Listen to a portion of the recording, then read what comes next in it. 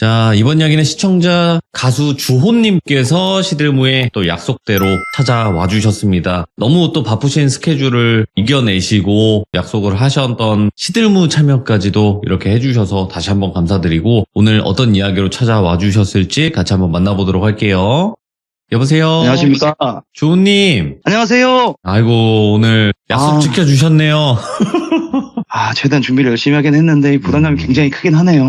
근데 저번에 대놓고 온 손님으로 직접 여기 찾아오셔서 같이 영상을 촬영을 하고 생방송을 했지만 그래도 잘 모르시는 분들도 계실 수도 있으니까 소개 한 번만 부탁드릴게요. 안녕하세요, 여러분. 내가 아니라도라는 노래로 그래도 여러분들께서 많이 좀 알아주시고 있는 가수 주호라고 합니다. 반갑습니다. 아유, 반갑습니다. 어쨌든 뭐 발라드 좋아하시는 분들이면 모를 수가 없는 분이죠. 과찬이십니다. 아무튼 오늘도 이렇게 찾아봐 주셔서 감사드리고 오늘 해주실 이야기가 있으셔서 오신 걸 텐데 제가 예고를 안 하고 그냥 한번 바로 가보는 게 어떨까 생각합니다. 좋습니다. 네, 가보시죠. 알겠습니다. 한번 외쳐보도록 하겠습니다. 렛츠가! 키릿입니다. 주호예요.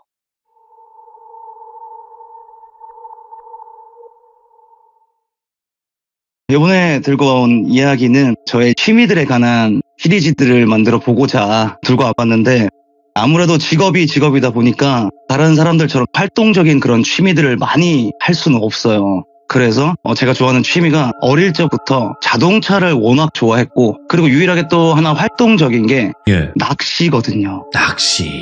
네, 그래서 낚시를 하게 된 발단부터 말씀을 드려야 다음에 또 이야기들이 진행될 텐데 한참 아이돌 한다고 그때 제가 대놓고 온 손님 나가서 한번 말씀을 드렸었는데 대략 한 15년 전? 14년 전쯤에 한참 활동 준비를 들어왔을 때 제가 정말 좋아하는 음식이 회거든요. 그 음식 중에 하나가 회인데 그 아이돌 연습생 때는 사실 매일매일 나와서 쉬는 날 없이 연습을 해야 되고 한 12시간, 13시간씩 그렇게 하고 들어가면 뭘 할 수가 없어요. 그러다가 바로 방송이 잡히거나 활동이 잡히면 어쩔 수 없이 뭐 제가 할 수 있는 취미라던가 이런 게 다 끊겨버리는 그런 시기가 오는데 그런 시기에서 조금 벗어나서 사장님이 조금 풀어주는 시기들이 있습니다. 한 활동을 끝내고 나면 너네 다음 곡 수급도 해야 되고 안무도 짜야 되니 그동안은 좀 쉬어라. 그동안 고생했다. 그렇게 돼서 그런 쉴 틈이 생겼을 때 하필이면 딱 제 주머니에 아시잖아요. 그 매우 많은 그 연습생분들은 정말 힘든 시기를 겪는 분들이 태반이거든요. 맞죠. 그래서 딱 그날 제 주머니는 한 5만 원가량밖에 없었고 회가 너무 먹고 싶은데 하필이면 또 너무 오랜만에 이런 쉴 틈이 생겼는데 회는 먹고 싶고 또 소주도 한 잔 먹고 싶고 내가 이걸 어떻게 해야 될까. 근데 회를 하나 시키고 소주를 하나 하기에는 회 양도 너무 적고 지금이야 뭐 저런 어플들이 많이 있으니까 서로 경쟁이 붙어가지고 배달시키기도 좀 편했고 금액도 서로 대비하다 보니까 싸지기도 했지만 그때는 저희가 직접 뭐 팜플렛 찾거나 아니면 동네에 가가지고 횟집을 들러서 포장을 하거나 이런 시대였어요. 회가 비쌌죠. 그리고 일단 비쌌습니다. 그래서 내가 이걸 가지고 회는 많이 먹고 싶은데 이거 어떻게 할 수 있는 방법이 없을까? 저는 약간 어릴 때부터 도전 정신이 좀 강했어요. 차라리 이게 어떻게 보면 약간 그 도박성 같은 그런 느낌인데 참고로 저는 도박은 안 합니다. 그런 이 도전 정신에서 그러면 저 낚시를 한번 배워볼까? 라는 찰나에 친한 친구가 전화가 와요. 야, 할 거 없냐? 드라이브나 갈래? 야, 그럼 너 낚시 해봤어? 아니, 나도 안 해봤는데? 야, 차라리 낚시를 하러 가자. 이게 우리 둘 다 돈이 없으니 그냥 최소한의 기름값만 해서 낚시를 가서 그냥 거기서 할 수 있는 것들이 있대. 내가 너 올 동안 커뮤니티나 이런 거 한번 살펴볼 테니까 얼른 와. 그러고는 저는 여러 가지 낚시 커뮤니티와 게시물, 블로그 이런 것들을 엄청 찾아봤어요. 그러고 나름대로 공부를 좀 나름 해박하게 한 상태에서 친구랑 처음으로 간 데가 대부도라는 곳을 갔습니다. 대부도를 가면 들어가는 초입부터 시화방조제라고 해서 매우 긴 도로가 있거든요. 해변 도로가. 거기를 막상 딱 들어가는데 여러 가지 막 트럭들이 이렇게 서 있고 낚시꾼들이 굉장히 많이 계신 거예요. 차라리 우리 여기서 한번 여쭤보자. 모르니까. 그래서 무작정 내려서 차를 대고 낚시꾼들 아저씨한테 가서 여쭤봤어요. 혹시 저희가 낚시를 아직 한 번도 안 해봐가지고 좀 배우고 싶은데 근데 지금 그게 돈이 많이는 없어가지고 좀 체험식으로 해보고 싶다. 그러면 저 위에 트럭 보이시죠? 트럭에 가시면 기본으로 뭐 체험할 수 있거나 좀 어린 친구들 한번 해볼 수 있게끔 되게 싸게 채비를 해서 판다. 다행이다. 감사합니다 하고는 저희는 올라가서 그 트럭 아저씨한테 또 가서 부탁을 드렸어요. 저희가 사실 돈이 많이 지금 없는데 채비를 좀 해서 낚시를 한번 해보고 싶다. 아, 잘 왔다. 그러면 여기에 뭐 중고도 있고 뭐 새 것도 있는데 그럼 아예 처음이니까 그냥 손맛을 먼저 보고 나중에 자기한테 맞는 그런 채비를 한번 갖춰라. 그래서 거기서 딱 저희 수중에 맞는 한 10,000원에서 15,000원 언저리에 있는 그 채비가 다 된 게 있었어요. 체험판. 그래서 그거를 받고 지렁이를 하나 받고 그리고 다시 그 낚시꾼들 아저씨한테 찾아가서 혹시 이거 뭐 수심이나 이런 것들 좀 여쭤봐야 되니 그리고 다행히 거기 계시던 분들이 성격이 너무 좋으셔서 아 저기서 수심 얼마 주시고 지렁이 이렇게 끼고 던져보세요. 그리고는 저희가 그 자리 가서 한 3-4시간을 꾸준히 하는데 아 너무 다행히도 그날 정말 사이즈는 너무너무 작지만 애기 우럭이라고 하거든요. 애럭이라고 하는데 애럭을 2마리를 잡았어요. 그리고 그거를 근처에 가면 횟집이라던가 아니면은 한 1kg에 5,000원 정도 받고 회를 떠주는 집들이 아직도 있거든요. 그런 곳을 찾아서 가서 그걸 회를 떠서 집으로 왔죠. 그러고는 둘이서 이제 소주를 한 잔 딱 기울이는데 이게 한 점 한 점마다 정말 아까 내가 내 인생에서 처음으로 했던 내 스포츠의 낚시에서 그 잡았던 손맛과 저는 처음 잡았다 보니까 그 작은 우럭조차도 정말 무슨 상어 잡은 것 같은 그런 정말 그런 느낌으로 와닿았거든요. 한 점 한 점. 그렇게 저의 낚시 인생이 시작이 되었어요. 그렇게 있던 와중에 제가 활동이 끝나면 많이 좀 쉬는 틈이 생긴다고 했잖아요. 한 2달에서 3달 정도 이렇게 틈이 생기는데 요번에는 집에서 또 낚시를 가고 싶은데 쉴 틈이 생겼는데 어떡하지? 어딜 한번 가보지? 그런 와중에 저번에 이제 친구 거, 제 거 그 10,000원에서 15,000원 언저리에 있던 그 낚싯대 채비가 눈에 보이는 거예요. 네. 그 2대가 딱 있으니까 잘 됐다. 그럼 차라리 가까이서 뭐 낚시할 수 있는 거 없나? 저는 서울에 있었거든요, 집이. 그래서 그럼 이 근처에서 내가 잡아서 먹을 수 있는 거 분명히 나는 실용적인 낚시를 해야 된다. 손맛 따윈 필요 없어.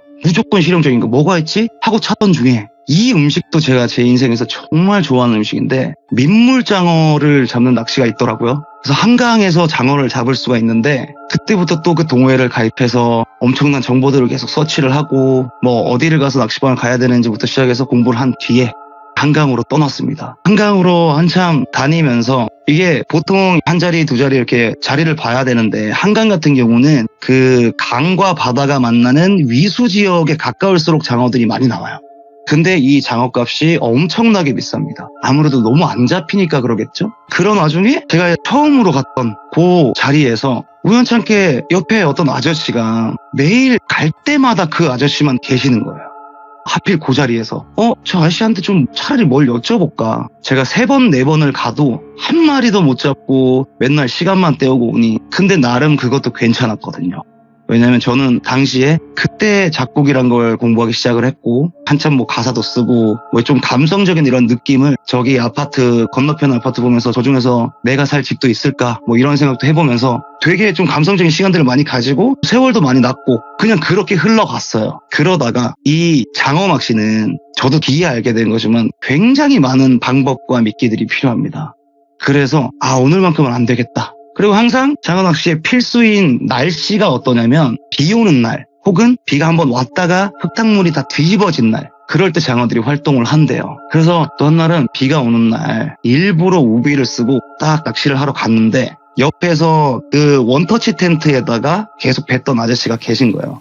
지금부터 이 아저씨를 똘비 아저씨라고 할게요. 똘비 아저씨한테 슬쩍 다가가서 안녕하세요 선생님 혹시 저 이렇게 좀 낚시를 배워보고 싶은데 전 그래도 몇 번 여기서 계속 와서 뵈긴 뵀었다. 근데 도저히 제가 너무 초보라 아는 것도 없고 수심이나 이런 거 좀 알려주실 수 있냐 이런 대화부터 시작해서 똘비 아저씨랑 조금 친해지게 된 거예요. 그러고는 몇 번 갈 때마다 사실 아저씨도 잘 잡으시지 못하시길래 둘이서 대화하는 시간들이 많았거든요. 그렇게 자연스럽게 친해졌고 어느 날 비가 미친 듯이 오는 날 너무 촉이 와서 이건 가야 돼 하고 딱 갔더니 또 평상시처럼 그렇게 원터치 텐트에서 이렇게 앉아 계신데 비가 너무 오니까 텐트 안으로 앉아 계시더라고요. 네. 딱 가서 인사를 드리고 아저씨 안녕하세요. 저 오늘도 왔어요. 좀 잡으셨어요? 이런 얘기를 하는데 아저씨가 혼자서 이 소주를 한 잔 딱 드시고 계신 거예요. 친구 왔어? 그럼 뭐 소주 한 잔 할래?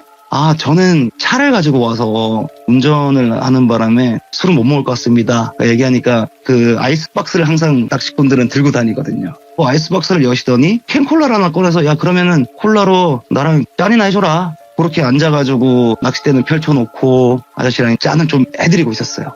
그러면서 사실 제가 어릴 때 지방에서 서울로 음악을 하고자 올라왔다 보니까 여기서 저랑 나이 차이가 좀 꽤나 나는 그런 어른들이 주변에 많이 없었거든요. 오. 대다수는 뭐 기획사 사장님이라던가 거기 위에 계신 분들이 아닌 이상은 사실 제가 그런 분들을 알게 될 계기도 잘 없고, 그래서 이 아저씨는 되게 좋은 말도 많이 해주시고 또 알려주실 때도 굉장히 나긋나긋하게 잘 알려주시고, 조금 자연스레 제가 속내를 많이 털어놓게 됐어요.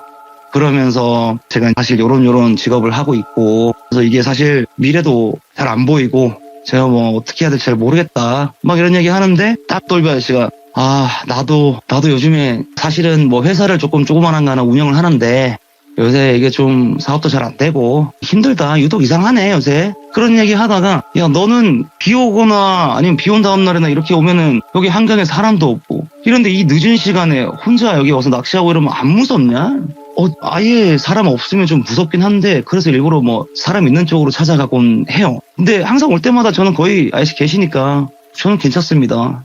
그래? 그래서 너도 약간 좀 기운이 싸다, 뭐 이상해. 오. 뭐 무서운 거 보거나 이런 건 아니지? 그래서 저도 안 그래도 조금 잘 통한다라는 생각은 했는데, 그런 뾰족한 질문이 들어오니까 뭔가 나랑 좀 결이 맞는 분인가? 그래서 저는 뭐 그렇게 눈에 보이거나 이런 건 아닌데 사실 어릴 적부터 저도 조금 그런 뭐 영적인 기운을 싸하게는 느낀다.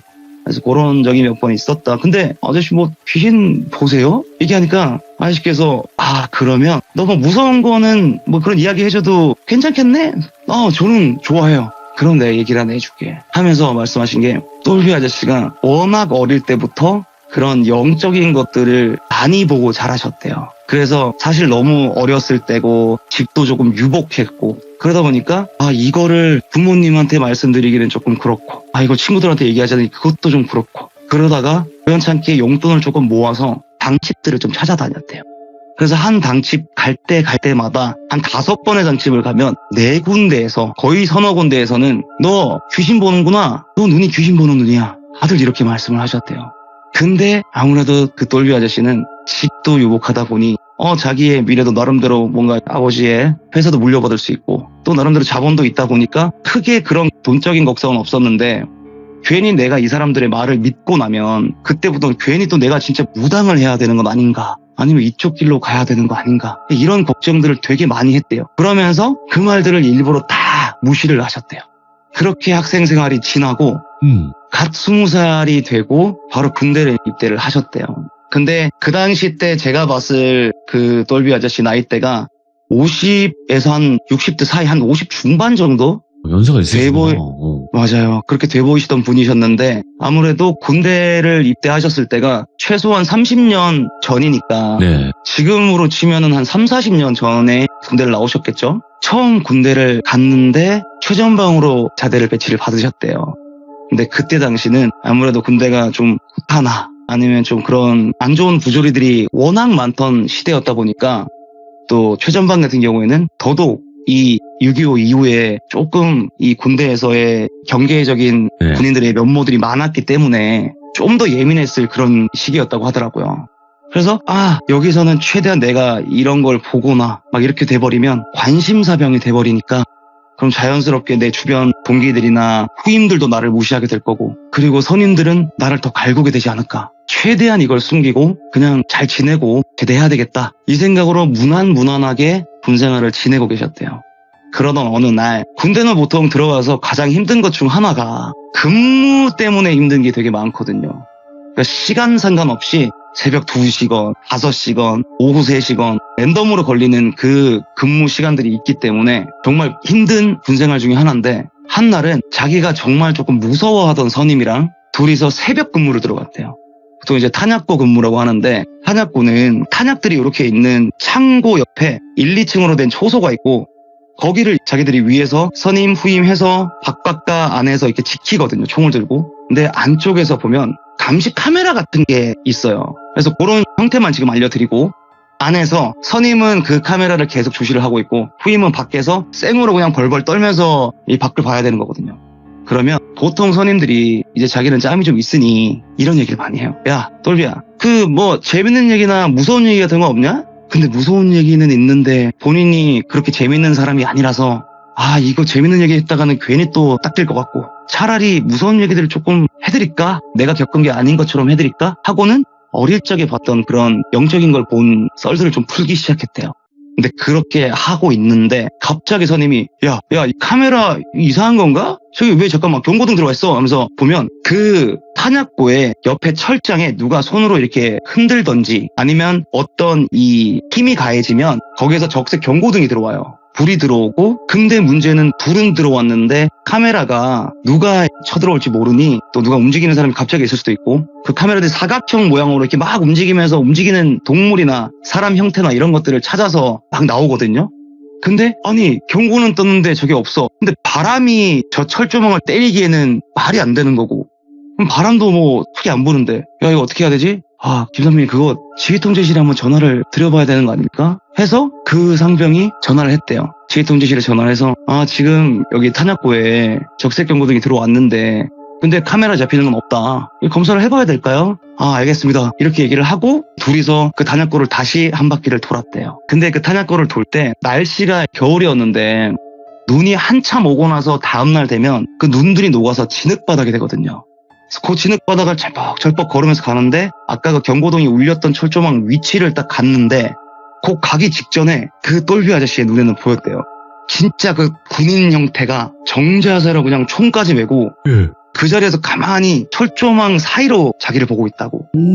그걸 느끼고 나서 이거 괜히 내가 지금 이게 본 것도 문제고 저게 진짜 사람이라도 문제고 일단 가보자. 그래서 어쨌든 선임은 뒤에 따라오고 자기가 선임 뒤로 갈 순 없으니 천천히 걸어갔대요. 그 사각형 탄약고를 딱 지나자마자 자기가 봤던 실루엣이 싹 사라지고 뭐지? 둘 다 놀래서 이러는 와중에 밑을 봤더니 그 자리에 군화 자국이 한 발은 정상으로 돼 있고 한 발은 거꾸로 돼 있었어요. 그리고 사람은 없고 카메라에도 안 나오고 둘 다 그걸 이상하게 보니까 왜냐면 걸어 다녔으면 애시당초 걸어온 길이 찍혀 있을 텐데 그 길에도 아무것도 찍혀 있는 것도 없고 발자국들만 있었대요. 근데 누가 봐도 군화 발자국이었고 이상하다. 그 선임도 되게 무서워했고 다시 돌아가자 이러고는 탄약고로 다시 올라갔어요. 올라가서는 지휘통제실에다가 이상 없습니다. 뭐 보이는 건 없습니다. 하고는 다시 그 경고등을 다 끄고 스위치를 다 꺼놓고 이렇게 있는데 이 선임이 아까 했던 얘기도 좀 궁금하고 괜히 자기는 안 보이니까 그냥 잘못 본 거겠지. 그러니까 괜히 설레어하면서 이 똘비 아저씨를 괴롭혔대요. 야 아까 하던 얘기 더 해봐. 야 근데 저 진짜 귀신 아니냐? 근데 재밌긴 하다. 차라리 네가 썰도 풀어봐라. 그래가지고 다시 또 그런 이야기들을 풀어나갔대요. 일단 이 상황을 모면을 해야 되니까 그리고 차라리 무슨 대화라도 더 해야 안 무서우니까 그렇게 대화를 계속 하는 와중에 여러분들 그거 아시나요? 귀신 얘기를 계속 하게 되면 자기 주변으로 귀신들이 모인대요. 지금 많이 몰려있어요. 우리 규정님들 그러니까요. 옆에. 예. 그래서 그거를 본인도 아니까 당집 들렀을 때도 계속 들었으니 좀 찝찝하다. 내가 괜히 이런 얘기들을 해서 저런 게 내 눈에 보인 건가? 그러고는 그 썰들을 좀 풀고 있다가 근무 교대 시간이 되었대요. 그러고는 근무 교대를 할 때 자기 다음 타임에 근무자들이 또 이렇게 걸어오면서 바꾸거든요. 그 근무를 바꾸는데 그 교대 근무자들이 자기보다 짬들이 더 있으니 얘기를 했대요. 그 선임한테.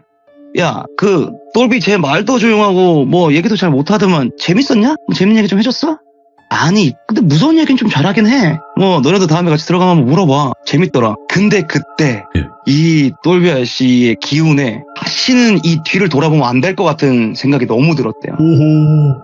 그리고 그 자리가 뭐냐면 최전방은 아무래도 예전에 전쟁 시기도 그렇고 고지전이나 이런 것들을 하면서 굉장히 많은 이제 뭐 국가유공자분들이나 또 많은 적군들이 자연스럽게 묻혀 있을 수밖에 없는 곳이거든요. 거기를 지금 와서 드러낼 수는 없으니 이제 그것도 알다 보니까 더 무서운 거예요. 그 똘비 아저씨는. 내가 지금 어떻게 해야 되지? 지금 돌아보면 안 될 것 같은데 빨리 이대로 갔으면 좋겠다. 근데 선임들은 계속 얘기를 하고 있고 그러다가 먼저 간 선임이 똘비 아저씨를 불렀대요. 야, 그 귀신 얘기 다음에 나도 좀 해줘, 똘비야. 근데 뒤로 안 돌아볼 수가 없잖아요. 그래서 뒤로 딱 돌아보고 예 알겠습니다 하는 순간에 그 탄약고 주변으로 정말 많은 형태의 그 군인 모양을 한 귀신들이 서 있었대요.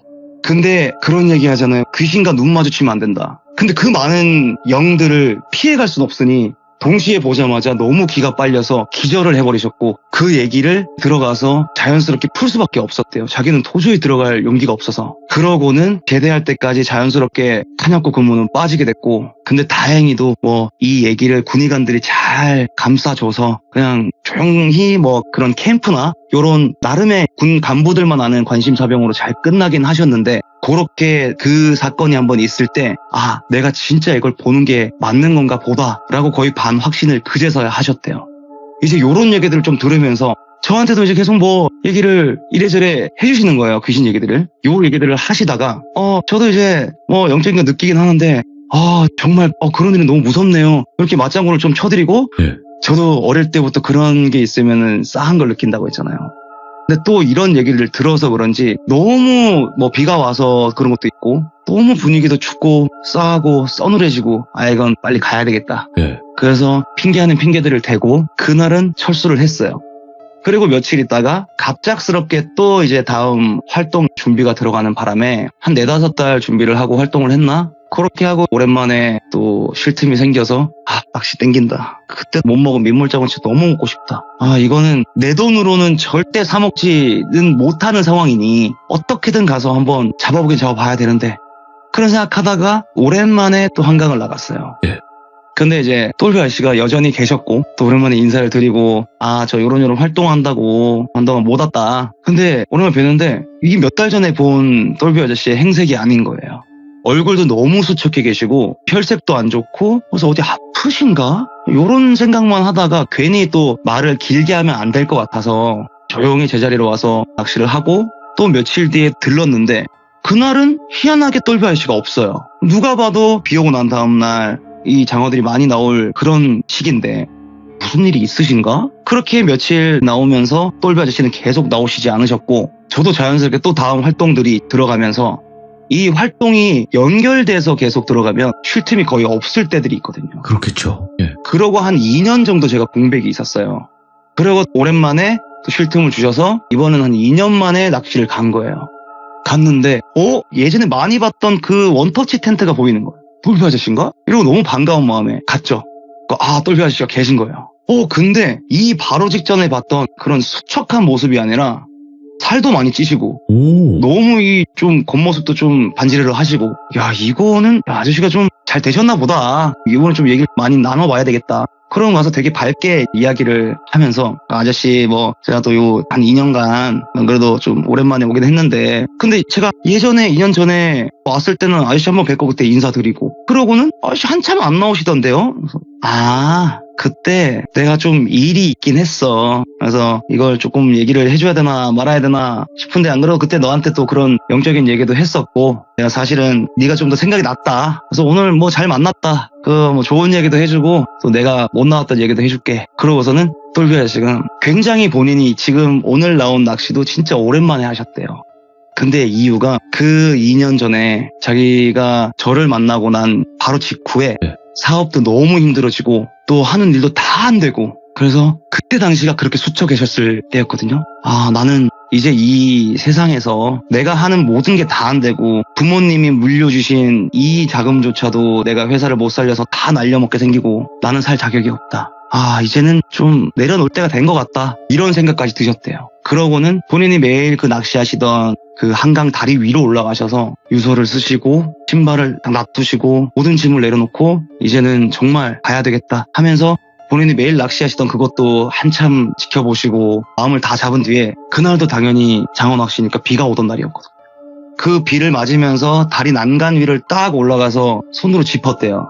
그리고 해야지 하고 그 한강 흐르는 물 위를 바라보는데 정말 말도 안 되는 수십 개의 얼굴들이 한강 위로 둥둥 떠오르더래요. 그 수십 개의 얼굴들이 그 밤인데도 모든 그 영적인 존재들이 자기를 보고 있다는 걸 너무 느꼈고, 저 안으로 내가 되는 것보다 지금 내가 죽는 게 더 힘들 것 같다. 난 도저히 저기로는 못 되겠다. 그 순간 든 생각이, 쟤들은 내가 빨리 죽길 바라겠구나. 그 생각이 드니까 조금 더 얄밉기도 하고, 그리고 저 무서운 곳으로 내릴 자신도 없고, 그러고는 다시 내려오셨대요. 내려오셔서 다행히도 본인이 널떨궈 놓은 유서, 신발, 짐들을 챙기고 다시 회사로 돌아가서 그냥 어차피 내가 죽을 것도 한번 살려줬는데 그냥 해보자. 그래서 말도 안 되는 빚들을 내서 다시 한번 사업을 하셨는데 너무 잘 풀리셨대요. 그러고 나서 자기가 정신과도 다녀보고 막 이래저래 다녀도 다 정상이 나오고, 난 내가 조현병 같은 게 있나? 혹은 이 정신적인 문제가 있어서 자꾸 보이는 거지 않을까? 왜냐하면 사업체도 운영하는 너무너무 정상적이신 분이니까 예. 내가 이게 분명히 무슨 이상은 있는데 근데 병원에서는 아무 이상이 없다고 하고 그래가지고 오랜만에 여기 낚시를 나오신 거래요. 그걸 확인해보고 싶어서 내가 진짜 영적인 거기서 보는 건지 아니면 이게 정신병인 건지 그래서 자주 나와보고 있다. 그러면서 저한테 너도 지금 되게 힘든 시기를 겪고 있고 어쩔 수 없이 미래가 잘 보이지 않는 직업을 하고 있지만 끝까지 해라. 오. 그리고 죽을 용기면 넌 뭐든 할 수 있다. 절대 남에 휘둘리지 말고 그럴 때 한 번씩 여기 찾아와서 또 아저씨도 생각하고 그런 식으로 좀 해봐라. 생각 정리도 좀 하고. 그래서 얼마 전에도 제가 낚시 갔다 오면서 그 똘비 아저씨 생각도 나고 제가 늦게나마 앨범들이 잘 되면서 좀 많은 분들이 좋아해 주셔서 내가 포기하지 않고 끝까지 올 수 있었던 이 버팀목 중에 나한테 서울에서의 첫 어른이었던 그 똘비 아저씨의 말이 되게 크게 와닿았구나. 큰 존재였구나. 그래서 그 생각이 문득 들어서 이 이야기를 한번 해드리려고 들고 와봤습니다. 이야, 레전드다, 이것도. 아니, 그냥 무슨 썰마다 레전드네요. 제가 너무 부족한 것 같아서. 와, 어떻게 이렇게 사실은 말씀 잘하지? 요것도 조금 짧지 않을까 하는 괜한 이 걱정에 그 보너스 개념으로 아주 짧지만 저의 취미와 관련된 이야기를 하나 더 들고 오긴 했거든요. 이건 근데 굉장히 짧아요. 가볼까요? 예. 제가 처음 말씀드렸던 첫 번째 취미가 예. 자동차라고 말씀을 드렸잖아요. 맞죠. 그 어릴 때부터 저는 물론 돈은 없어도 계속 일은 어떻게든 막 방송 끝나고 나면 전단지도 돌리고 전단지 붙이러도 가고 서울시에서 하는 온갖 그런 할 수 있는 시간대에 잡일들을 다 하고 있을 때였어요. 그래서 그때 당시에 제가 차에 관심이 많다 보니까 아까 말씀드렸듯 저는 도전 정신이 굉장히 강한 애거든요. 네. 그래서 내가 그래도 정말 차라는 걸 갖고 싶고 그래서 내 수중에 이렇게 저렇게 모아놓은 돈들이 한 100만 원, 200만 원 있으니 요걸로 내가 차를 살 수 있는 방법이 없을까 하다가 알게 된 게 그 예전에는 부활차라고 했는데 부활차가 뭐냐면 택시를 하시던 분들이 택시가 어느 정도 키로수가 되고 노후화가 되면 일정 키로수나 아니면 일정 연식이나 되면은 그 차를 바꾸시기 위해서 택시를 말소를 시켜요. 그러면 그 말소된 차를 정상차처럼 다시 작업을 하고 그거를 말소된 걸 제가 아주 싸게 들고 올 수 있는 그런 개념의 어떤 그 중고차인데 그 당시에 제가 그 차를 샀을 때 한 80만 원 언저리 준 것 같아요. 그래서 곧 저의 차를 들고 와서 막 이렇게 저렇게 동호회 활동을 하면서 막 쏘다니던 그런 시기였거든요. 그리고 LPG다 보니까 기름값도 딱히 그런 걱정도 없었고 그렇게 다니던 와중에 제가 아무래도 동호회 활동을 하다 보니까 자연스레 그런 튜닝이나 그런 샵들에서 일하는 형들을 많이 알게 됐어요. 그러니까 제가 음악하는 거에도 좀 많이 호감을 가져주시고 얘 가수야, 내 동생이야, 친한 동생이 가수도 해, 요런 게 있다 보니까 자연스럽게 저한테 조금 더 이렇게 치근하게 도와주시기도 하고 알려주시기도 하고 그러고는 부품이 있으면 저한테 일부러 던져주시기도 하고 네. 그래서 좀 많이 친해진 형이 한 분 계셨거든요. 그래서 형이랑 한 날은 지금은 없어진 그런 문화인데 인천 쪽에 북항이라는 데가 있어요. 네. 북항에서 항상 차선이 넓어가지고 주말 저녁이 되면 온 동네 튜닝카들이 그걸로 다 모이거든요. 차도 없고 길도 넓고 하니까. 맞아요. 저 같은 경우는 이렇게 자본이 없다 보니까 튜닝은 못하고 정말 그런 걸 하고는 싶은데 그러니까 그런 차들을 굉장히 동경을 했고 그래서 형 저희 북한 가서 한번 구경해보러 가면 안 돼요? 튜닝된 차들 좀 많이 보고 싶은데 그래? 가보자. 그리고 그때 형이랑 둘이서 북한을 가서 수많은 튜닝카들도 구경하고 막 동호회 사람들 만나서 인사도 드리고 아무래도 서울에서 아는 사람들이 그렇게 많지 않다 보니까 조금 더 이런 동호회 활동들을 이용해서 신분들을 많이 쌓아놓는 게 저한테 중요했거든요.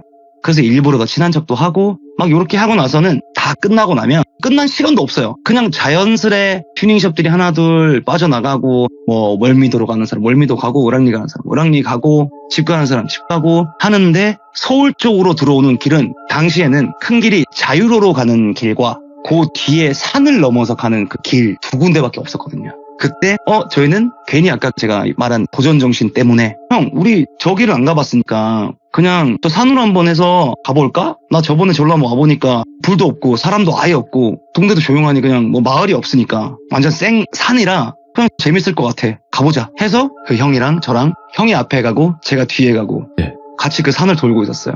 그 산 초입쯤에 들어가서 예전에는 차들에 무전기가 달 수 있었는데 무전기? 그 차량용 무전기가 있어요. CB라고 하는 차량용 무전기가 있는데 저희가 이 CB를 이용해서 같이 둘이 다니면서 이 통신을 하고, 그리고 그때는 아무래도 요금제가 무제한 이런 것들이 잘 활용화가 안 됐을 시절이라 일부러 뭐 통화로 하는 게 아니라, 그러니까 왜냐면 블루투스 이런 것도 좋지 않았을 때거든요. 통화가 안 돼요. 그래가지고 그냥 무전기로 이렇게 통화를 하고 막 소통을 하면서 같이 가고 있는데, 아까 말씀드렸듯 그 산이 요 꼬부랑길인데 등이 하나도 없어요. 가로등이. 등은 하나도 없고 산 초입한 지 한 1, 2분 지났나? 그래도 자동차다 보니까 어느 정도 꽤나 올라왔겠죠. 저는 그 형 차 뒤에 따라가면서 무전으로 계속 얘기를 서로 웃으면서 하다가, 근데 갑자기 형이 속도를 확 줄이는 거예요. 야 잠깐만 주호야, 여기 이상하다? 형 왜? 저 앞에 사람 같은데? 형 무섭게 그런 소리 하지 말라고. 여기 사람이 어떻게 있냐고. 형 뭐 귀신 봐? 이런 식으로 장난치다가 천천히 가는데, 이게 좌측으로 꺾이면 저한테도 그 우측에 있는 사람의 실루엣이 보일 거잖아요. 제 라이트를 통해서 멀리 보이는데 분명 사람이에요. 아니 이렇게 불빛도 하나 없는데 저기 사람이 왜 있지? 형 이상해, 무서워, 일단 천천히 가보자. 가는데 가까워지니까 그 머리에는 이렇게 뭔가 이렇게 쓰시고, 옛날 어머니들이 이렇게 쓰시듯 뭔가를 쓰시고 보재기를 이렇게 안고 막 발을 동동 구르고 계신 거예요. 아, 예? 형, 저 애기가 아픈 거 아니야? 애기가 아픈 거 같은데? 근데 여기 사람이 왜 여기 있지? 심지어 또 애기를 안고 뭐 어머니가 왜 저기 계시지? 형 근데 밖에 너무 춥기도 하고 우리 저거 병원이라도 태워다 드려야 되는 거 아니야? 야 아니 근데 잠깐만, 여기 이 동네 자체에 마을이 없는데 사람 있을 리가 없잖아. 일단 천천히 가보자, 문 잠궈. 그러고는 천천히 가고 있었어요. 근데 갑자기 앞에 있던 형이 야 밟아, 일단 밟아봐. 그리고 형이 먼저 밟고 저는 그래도 확인하고자 문은 잠겨 있으니 천천히 그렇게 그 아주머니의 형태를 가지신 분을 쓱 지나오는데, 지나자마자 얼마 안 돼서 제가 브레이크를 살짝 밟으면 뒤쪽으로 브레이크 등 때문에, 아주 어두운 산이다 보니까 브레이크 등 때문에 빨간색으로 이렇게 쫙 보여요. 보이는데 그 시야 사이로, 제 백미러 사이로 그 안고 있던 보자기를 옆으로 팍 팽개치는 거예요. 왼손으로 안고 있던 보자기는 팽개치고, 근데 오른손에 은색깔 뭐가 삥 하고 빛이 흘렀고, 그 입모양으로는 제 차를 딱 보면서 아이씨 하는 욕설하는 게 눈에 딱 띄고, 그러고서 너무 무서워서 자세히 딱 봤더니 그 보자기 안에 있던 게 칼이었어요. 그러니까 정확히 자세히는 못 봤지만, 그러고는 저도 너무 무서워서 형 밟자 이러고 거길 막 밟아서 뛰쳐나왔었거든요. 그러고는 그 다다음 주쯤인가 고 북항을 다시 모임을 가서 아는 동호회 사람들은 가서 얘기를 풀었어요. 아니 그때 저 A 형이랑 여기 뒷산으로 올라가는 길에 이런 거 봤다 했는데, 저희 이전에도, 저희 바로 전날인가 그 전에도 동호회 사람들이 자동차를 타고 산을 이렇게 타는 걸 와인딩이라고 하거든요. 와인딩을 하는 동호회에서 거기를 갔다가 우연찮게 마지막에 내려온 사람이 그거에 걸려가지고 강도를 당할 뻔했다. 다행히 뭐 어떻게 저렇게 해가지고 그 사람 뭐 피해는 안 봤는데, 그리고 무서워서 뭐 신고도 제대로 못하고 그걸 막 자료를 모을 그 시기에 네가 경험을 한 것 같다. 야 이걸 빨리 신고를 하자. 이렇게 해서 저희는 신고를 넣었었고 경찰분들이랑 뭐 이렇게 얘기도 했었고, 근데 다행히 문제는 뭐 그다음부터 생기진 않았지만, 그 산을 가봐야 경찰차가 계속 번쩍번쩍 하면서 올라갈 건데 그들의 입장에서는 보이잖아요, 산속에 숨어 있으면. 그리고 그 시기 때가 그런 강도들이 좀 몇 번 나왔던 시기였어요. 와, 무섭다. 뉴스에도 나오고. 그래서 저희는 너무 무서웠고, 예. 저희가 만약에 그때 그렇게 섰더라면 뭐 어떻게 됐을지도 모르니까, 요즘 같은 시대에도 그 아무래도 뭐 물건 하나 짚고 막 이렇게 누구 걸 찾아주는데도 괜히 좀 무서운 시대가 되다 보니까, 맞죠. 그게 문득 생각이 들어서. 충분히 이거는 있을 수 네. 있고도 남는 이야기예요, 진짜. 그래서 현실 공포 이야기를 또 하나 와, 들어봤습니다. 오늘 단단히 준비를 하셨군요. 아유 감사합니다. 재밌으셨다면 정말 다행입니다. 단단히 준비하셨어요. 왜냐면 마지막 이야기는 제가 조금 공감을 더 할 수밖에 없는 게, 제가 그 어릴 때 편의점 알바할 때요, 스키용 장갑 있죠, 큰 거. 네. 그 안에 과도 숨겨서 들어온 사람 있었어요. 우와. 저는 그 그 손잡이를 보고 어떻게 해야 될지 진짜 오만 가지 생각을 다 했는데 그냥 가지고 가더라고. 아직도 기억나요. 그 노란 스키 장갑 큰 거. 그 트라우마가 엄청 오래 가거든요. 진짜 무서워요. 이제 별 생각이 다 들어요. 막상 저도 저 마주하면. 사건이 네. 있고부터는 차에 타면 기본적으로 문을 먼저 잠궈요. 혹시나 오늘 누가 뒤에 탈까봐. 조호님이 아주 무섭게 만들어 주셨기 때문에 너무너무 감사하면서도, 이제는 뭐 어디 가려고 활동해야 돼서 바빠서 못 와요 할 수가 없어요. 왜냐면 너무 많은 사람들이 이제 찾을 거예요. 죄송해요. 제가 더 열심히 또 예. 얘기들을 제 뇌 속에서 꺼내와서 또 금방 또 자주 찾아뵙겠습니다. 알겠습니다. 너무 오늘 시간 내주셔서 감사드립니다. 고맙습니다. 감사합니다. 네. 네. 저번에 이제 대놓고 온 손님 컨텐츠가 업로드가 되었죠. 주호님 편이. 거기서도 너무너무 무섭게 이야기를 잘 해주셨는데, 오늘 시들무 이야기도 머릿속에 그냥 그림이 쫙 그려지는 그런 레전드 이야기가 아니었나 싶습니다. 주호님의 그 기존에 올라온 영상은 돌비 주호 검색하면 나오니까 꼭 봐주시길 바라겠습니다. 고맙습니다.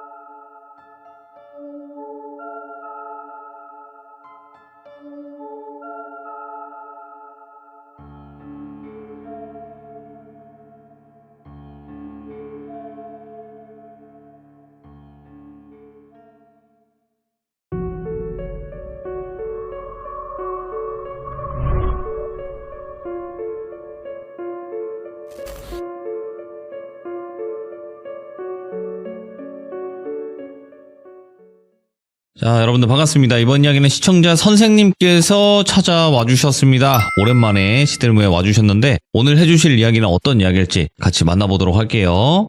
여보세요? 선생님. 네, 바선생입니다. 아이고, 바선생은 아니고 선생이죠. 그죠? 예, 선생님입니다. 네, 오랜만에 뵙는 것 같습니다. 안녕하세요. 네, 안녕하세요. 네. 자, 일단은 오늘 해주실 이야기의 주제가 있을 것 같은데요. 어떤 주제가 네. 될까요? 오늘 주제는 층간소음입니다. 층간소음? 네. 이게 두 가지 반응이 있겠죠. 누군가는 자꾸 층간소음이 난다고 뭐라 해요. 이러고 누구는 층간소음 나는 낸 적이 없는데 그러니까 이게 뭐 아랫집에서 윗집에서만 난다고 가정할 수는 없는데. 네, 저도 이 얘기가 그죠? 반응이 되게 많이 나뉠 거라고 생각을 해요. 아무래도 층간소음은 그래요. 네. 항상. 예. 네. 알겠습니다. 그럼 그러면 아마 들어보시면은 알 것 같습니다. 그러면 바로 출발을 해보도록 하겠습니다. 렛츠고! 기리십니다. 선생님이에요.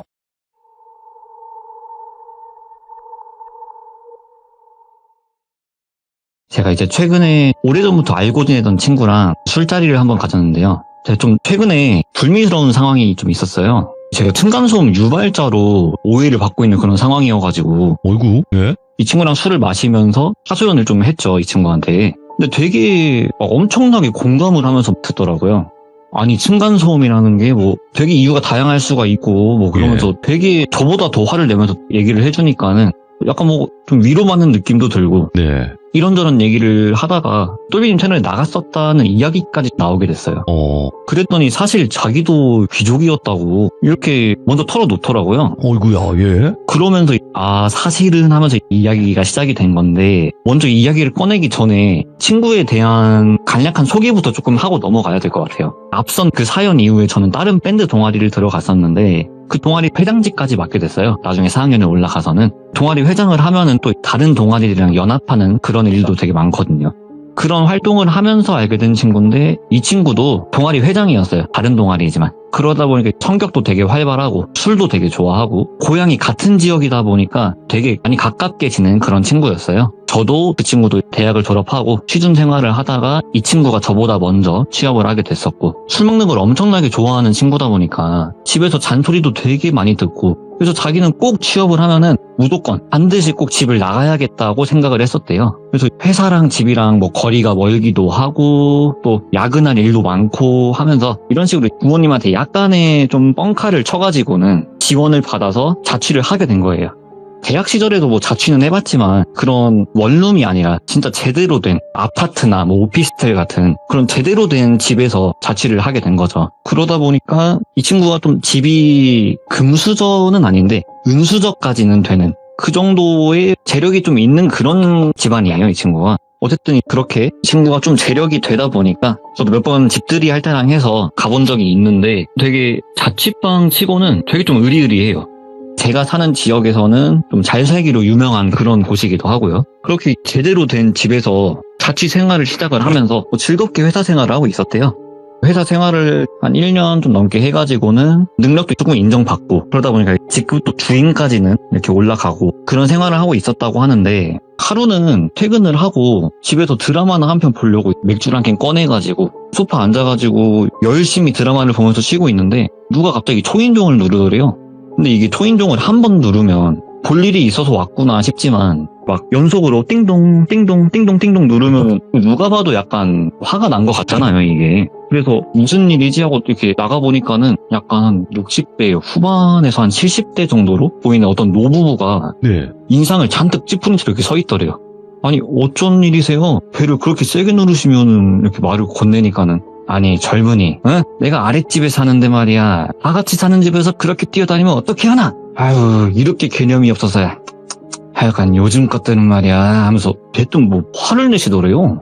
당연히 기분이 나쁘죠. 기분은 나쁜데 어르신이 뭔가 좀 오해가 있는 것 같습니다. 저는 집에서 소파에 앉아가지고 TV 보고 있었고요. 이 집에는 저 혼자 삽니다. 뛰어다닐 사람이 없습니다. 그렇게 좋게 얘기를 했대요. 근데 좋게 얘기를 했는데 돌아오는 반응이 아니 그걸 내가 어떻게 믿나? 자네가 춤을 췄는지 뭔 짓을 했는지 모르는데 자네가 아니라고 하면 그만인가? 사람이 말이야 그러면 안 되는 거야 하면서 화를 계속 내시더래요. 어쨌든 기분은 나쁜데 일단은 어르신들이잖아요. 그래서 꾹 참고 예 일단은 무슨 말씀인지는 잘 알겠습니다. 근데 저는 아닙니다. 저도 이 생활을 하면서 조금은 더 조심은 하겠지만 저는 아닙니다. 그만 화 푸시고 내려가 보세요 하면서 몇 번을 타일러 가지고는 겨우겨우 간신히 내려보냈대요. 예. 그렇게 며칠이 좀 지났나 퇴근을 하고 나서 집에 들어가려고 엘리베이터를 기다리고 있는데 때마침 누가 뒤에서 걸어오길래 무심코 뒤를 돌아봤더니 그 노부부가 이렇게 따라와가지고 엘리베이터를 뒤에서 기다리고 있더래요. 전에 이런 일도 있었고 하다 보니까 기분이 좋을 수는 없죠. 어쨌든 안면식은 있는 사이니까 또 괜히 얼굴 붉히기는 싫어가지고는 그냥 가볍게 목례만 하고 넘어가려고 하는데 예를 들어서 그 친구 집을 10층이라고 하면은 그 어르신들 집이 9층이 되겠죠. 이제 엘베를 타가지고 딱 9층을 누르면서 내가 저번에 그렇게 알아듣기 얘기를 했는데도 말귀를 못 알아먹나? 자네 말이야 어른이 말하면 귀담아 들을 줄 알아야지. 그리고 또 화를 내시더래요. 아무 말도 안 했는데 대뜸 그렇게 화를 내시더래요. 너무 기분이 나쁘잖아요. 그래서 이번에는 조금 가르치는 듯한 그런 말투로 아니 어르신 층간소음이라는 게 되게 다양한 이유로 일어날 수가 있는 겁니다. 심하면 아랫집에서 벽을 타고 올라올 수도 있는 거고 뭐 대각선에 있는 집에서 날 수도 있는 겁니다. 이렇게 알려드렸대요. 그랬더니는 아니 이 사람이 진짜 어른이 말하는데 말 듣고 자네 이번이 마지막 경골세 하고는 자기 층에서 딱 내려가지고 그냥 휙 가버리시더래요. 그냥 아예 지금 이 친구의 말을 들을 생각이 지금 없으신 거예요. 진짜 너무 기분이 나쁘더래요. 아니 지금 말귀를 못 알아먹는 건 자기들 아닌가. 그 이후로 아파트 앞에서 마주치면은 괜히 옆으로 이렇게 스쳐 지나가면서 에휴 하면서 괜히 혀를 차면서 지나가기도 하고 또 멀리서 마주치면은 뻔히 이렇게 째려보고 있기도 하고 되게 크고 작은 기분 나쁜 일들이 되게 여러 가지가 많이 있었대요. 그러다가 하루는 이게 제대로 터진 날이 있었던 거예요. 회사에서 늦게까지 야근을 하고 한 10시 넘어서까지 야근을 하고 집에 돌아와서 오자마자 씻지도 못하고 골아 떨어져서 쿨쿨 자고 있는데 누가 갑자기 문을 이렇게 쾅쾅쾅 하고 막 두드리시더래요. 시계를 보니까 새벽 4시가 넘었더래요.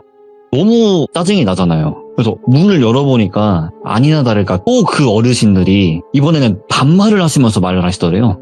야! 내가 조용히 하라고 했지. 어른 말이 말 같지가 않아. 조용히 좀 하라고. 이러면서 이번에는 반말로 화를 내시더래요. 이 친구가 참다가 터져버린 거예요.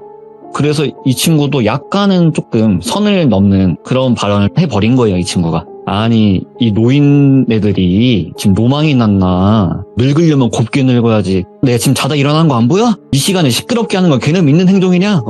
이러면서 똑같이 화를 낸 거예요. 그러니까는 할머니 할아버지가 분에 못 이겨가지고 자기를 눈알이 터지게끔 째려보면서 이러면서 한참을 화를 내시다가는 확 돌아가지고 내려가시더래요. 아 진짜 이 새벽 4시에 한밤중에 이게 무슨 일인가. 너무 화가 나가지고는 잠도 안 오고 거의 밤을 새다시 피해가지고는 출근을 했대요. 그래서 차라리 잘 됐다. 그냥 오늘 회사 끝나고 나면 술이나 거하게 먹고 잠이나 퍼질러 자야겠다 했는데 때마침 그날따라 술 좋아하시는 과장님이 회식을 하자고 그런 말씀을 꺼내셔가지고는 진짜 잘 됐다. 다 같이 술이나 먹고 기분이나 좀 풀어야겠다 라고 생각을 하고 또 원체 술을 좋아하던 친구니까요.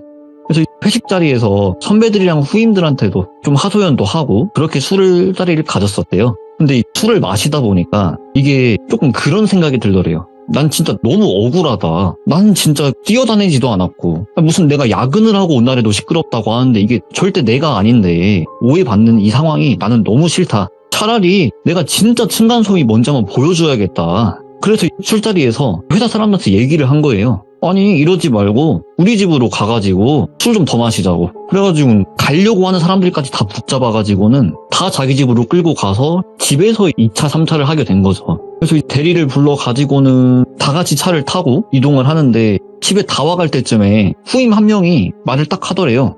아니 똘주임님 여기 사세요? 하니까는 맞다고, 여기 산다고. 무슨 일이냐, 왜 그러냐 하니까는 아니 여기가 집도 비싸고 잘 살기로 유명하잖아요, 이렇게 얘기를 하니까 선배들도 맞다고, 원래 똘비가 우리 회사에서도 은수로 유명하다고, 원래 더 좋은 데 살 수 있는 건데 집단에는 겸손하게 여기 사는 거라고, 이렇게 막 웃으면서 놀리기도 하고 그랬더래요. 그래서 집에서 열심히 술을 먹고 집에서 이렇게 회식의 연장선이 좋게 마무리가 되고, 그 이후로는 아래 집에서 찾아오는 일이 없었대요. 이게 진짜 층간소음이 뭔지를 한번 보여주니까 이제 조금 말을 알아듣나, 뭐 이런 생각도 좀 들고, 아무튼 진짜 평화가 찾아왔구나, 그렇게 생각을 하면서 즐겁게 회사 생활을 했대요. 한 달, 2달 정도 시간이 지났었던 걸로 기억을 한다고 해요, 이 친구는. 필요한 물건이 있어가지고 생필품이 좀 떨어져서 택배로 물건을 좀 시켰는데 어느 날 하루는 집에 가보니까 집 앞에 택배가 없더래요. 근데 이게 한 번 없어지면 좀 누락이 됐나 싶을 수도 있고, 약간 배송 과정에 좀 실수가 있었나 싶을 수도 있는데, 물건 없어지는 게 한두 번이 아닌 거예요. 택배가 뭐 2번, 3번, 4번 이렇게 막 없어지기 시작을 하는 거예요. 근데 그 중에 어머니께서 반찬 같은 것도 해줘가지고 보내주셨다고 하는데, 어머니께서 보내주신 김치나 이런 것들까지 없어지니까 예. 기분이 좀 나쁘기도 하고, 그래서 엄마랑 전화를 한번 하다가 사실 뭐 이런 일들이 있다 하고 엄마한테 또 하소연을 한 거예요. 그랬더니 엄마도 아니 요즘 세상이 너무 흉흉하다고, 뭐 시대가 어제는 도둑들이 있다고, 안 그래도 요즘 엄마 집에도 이렇게 물건이 없어지고 택배 없어지고 그런 일들이 있다고. 근데 그 말을 듣는데 뭔가 그 똘비가 촉이 딱 왔대요. 이게 뭔가 근거는 없지만 지금 우리 집에 택배를 훔쳐가는 범인이랑 엄마 집에 택배를 훔쳐가는 범인이 왠지 동일 범인일 것 같다 라는 뭔가 그런 느낌이 딱 왔대요. 그래서 집 앞에 CCTV도 달고 또 택배를 일부러 몇 개를 시켜가지고 미끼를 던져본 거예요. 이렇게 몇 번 시도를 하니까 결국에는 범인 얼굴이 찍혔대요. 범인 얼굴을 이렇게 보니까는 그냥 딱 보니까 바로 알겠더래요. 자기 회사 후임이더래요. 그래서 아니 도대체 얘가 왜 이런 짓을 했나. 그래서 이거를 바로 이렇게 절도로 신고를 해야 되나, 아니면 먼저 얘랑 좀 대화를 해볼까? 그래도 같은 회사밥 먹었던 사람인데 대화를 좀 해볼까 고민을 하다가 다음날 회사 점심시간에 후임한테 저기 옥상 가가지고 남자의 한숨을 좀 쉬자고 이렇게 옥상으로 불러냈대요. 너 왜 그랬냐? 이렇게 물어보니까는 처음에는 발뺌을 하더래요. 무슨 말씀이신지 모르겠다. 그래가지고 딱 이렇게 찍은 영상을 보여주니까 진짜 죄송하다고 바로 이실직고를 하더래요. 그래서 이 친구가 직속 후임이다 보니까 일을 가르치면서 실수하거나 일을 빠뜨린 부분이 있거나 하면은 조금 혼내기도 했었대요. 그래서 자기가 속이 좁아가지고 그 일하면서 혼났던 걸 속에 좀 담아두고 있었다고. 자기가 속이 좁아서 그랬다고. 그래서 한번 그냥 속상한 날도 많았고 했어가지고 한번 골탕 먹여주고 싶어서 그랬던 거다. 절대 다른 의도는 없었다. 절대로 자기는 다른 의도는 없었다라고 어느 정도는 인정을 하면서 다른 의도는 없었다. 가져갔던 물건들도 안 쓰고 그대로 다 모아놓고 있다고. 바로 돌려드리겠다고. 정말 죄송하다고 이렇게 극구 이렇게 사죄를 하더래요. 그래가지고는 아니 그건 그렇다 치고 너 우리 집 엄마 택배도 네가 훔친 거냐고. 우리 엄마 집 주소는 어떻게 알았냐고. 추궁하니까는 그건 진짜 자기 아니라고. 자기는 똘주임님만 좀 골려주고 싶어서 그랬던 거지 자기는 모르는 일이다. 내가 똘비 주임님 부모님 집을 내가 어떻게 아냐고. 여기서 거기까지 거리가 얼만데 자기는 절대 아니다. 거기까지 언제 그걸 훔쳐가지고 오냐. 그런 식으로 극구 부인을 또 하더래요. 그래서 듣고 보니까 거기까지 가가지고 훔쳐오는 건 좀 말이 좀 안 되는 것 같기도 하고, 그래서 얘를 어떻게 할까 하다가 얘도 이 친구가 되게 인정은 있는 친구예요. 네. 그러다 보니까 아니 내가 너 몇 번 혼낸 적은 있었어도 네가 업무적으로 실수로 해서 그랬던 거지 내가 널 미워해서 그런 게 아니다. 예. 그래 네가 그래도 혼이 나면서 네가 좀 서운했을 수도 있겠지. 그랬다면 나도 미안하고 대신에 너도 앞으로는 절대 그러지 마라. 같은 회사밥 먹었던 사이니까 한 번은 넘어가는데 이번이 처음이자 마지막이다. 그래도 너도 한 소리 들었다고 마음에 담아둘 게 아니라 또 거기서 배우려고 해야 되는 거라고. 막 이런 식으로 혼내면서 한번 알려준 거예요, 이 친구한테. 그리고 나서는 진짜로 그 노부부가 찾아오는 일도 없고 택배가 없어지는 일도 없고 진짜 찐 평화가 찾아온 거구나 예. 생각을 하면서 즐겁게 또 회사 생활을 하고 있었대요. 모든 사건이 해결이 됐구나 생각을 하고. 그러다가 또 술 좋아하는 과장님이 또 한 번은 회식을 하자고도 말씀을 하시더래요. 저번에는 그런 사건들이 있었으니까 기분이 나빠서 술 먹고 풀려고 회식을 참여했지만 모든 사건이 풀렸으니까 기분이 좋잖아요, 이번에는. 그래서 이번엔 또 기분 좋아가지고 회식에 또 참석을 한 거예요. 또 회식에 참석을 해서 열심히 술을 먹고 집에 돌아와가지고는 현관 비밀번호를 이렇게 몇 번 틀리고 있었대요. 약간 몸이 비틀비틀거리니까. 그래서 왜 이렇게 비밀번호가 안 눌리냐 하면서 다시 누르려고 몸을 가다듬고 있는데 누가 뒤에서 자기 어깨를 딱 잡더래요. 그래가지고 뭐야 하면서 뒤를 돌아보니까는 그 후임이더래요. 또 이제 그런 일이 있었잖아요.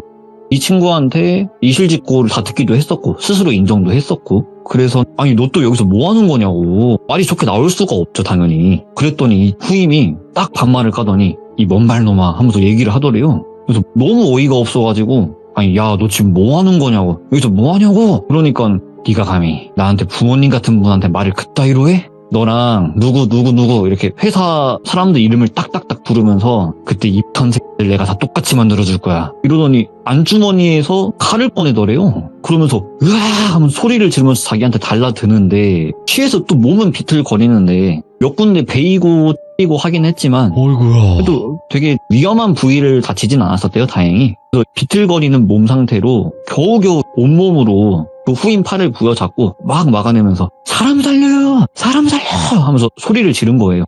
여기 미친놈이 있다고. 당연히 아파트 현관 입구니까 소리를 지르면 경비원도 올 거고 마을 주민들도 다 나올 수밖에 없죠. 그래서 감사하게도 그 마을 주민들이 신고를 해주셔가지고 생명의 지장은 없이 사건은 해결이 됐대요. 좀 급하게 마무리는 조금 됐는데 나중에 좀 조사를 하면서 추궁을 하니까는 알게 된 사실이 이 친구가 그 후임을 많이 아꼈었대요, 사실. 어릴 때 부모님이 사고를 당하셨어가지고 일찍 돌아가셨대요. 그래서 할머니, 할아버지 밑에서부터 자랐다고. 그런 가정사가 좀 안타까워가지고 많이 챙기기도 했었다고 하는데 가르치면서 혼내는 일도 많이 있었지만 혼내고 나면 꼭 따로 불러서 커피라도 하나 사주고 밥이라도 한 번 더 사주고 또 뭐 카톡으로라도 마음에 담아두지 말라고 좋은 말이라도 하나 건네주고 그런 식으로 달래주기도 하고 했었다고 해요. 근데 이 친구는 이걸 또 마음에 꼭 담아두고 있었던 거고. 근데 알게 된 사실 중에 하나가 그 후임의 할머니, 할아버지가 똘비 아래층 노부부였던 거예요. 처음에 집술로 2차, 3차를 갔을 때 또 술을 먹었으니까 뭐 이런저런 얘기를 할 거 아니에요. 그때 회사 사람들이랑 층간소음에 관한 얘기를 하면서 그 노부부에 관한 얘기를 완전히 돌림을 했대요. 그 술자리에서. 그리고 그 후임이 그걸 녹음까지 했다고 하더라고요. 그 자리에서. 그러면서 그걸 들려주면서 내가 그때 이거 들으면서 내 심정이 어땠을지 아냐고. 나한테는 부모님 같은 분을 눈앞에서 그런 식으로 얘기하는데 그걸 들으면서 내가 무슨 생각을 했는지 아냐고. 원래 내가 거기에 동조한 전부 다 너로 시작해가지고는 천천히 피 말려 죽이려고 했는데 다 네가 자초한 거라고. 너 먼저 보내버리고 언제가 됐든 간에 거기에 동조한 놈들 다 순서대로 똑같이 보내버릴 거라고 그러더래요. 당연히 고소는 했고 그 친구가 처벌은 받았는데 저도 이제 이걸 엄청 늦게 들었어요. 나중에 듣다 보니까 이 친구가 집행유예 3년 나왔다고 하더라고요. 집행유예로. 들으시는 분들이 칼을 했는데 집행유예라고 하니까는 조금 의아하실 수도 있는데 이게 범행을 저지르러 오기 전에 술을 한 잔 걸쳤대요, 이 친구가. 그래서 술을 한 잔 먹었고 또 들고 온 칼이 식칼이나 이런 게 아니라 그 접었다 폈다는 그 면도칼 있잖아요. 그걸 가지고 왔었대요.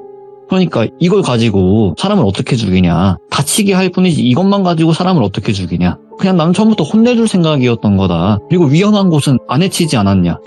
뭐 사람의 뭐 급소라든지 그런 위험한 부분은 내가 안 다치게 하지 않았냐고. 그게 받아들여져가지고 집행유예에 나왔다고 하더라고요.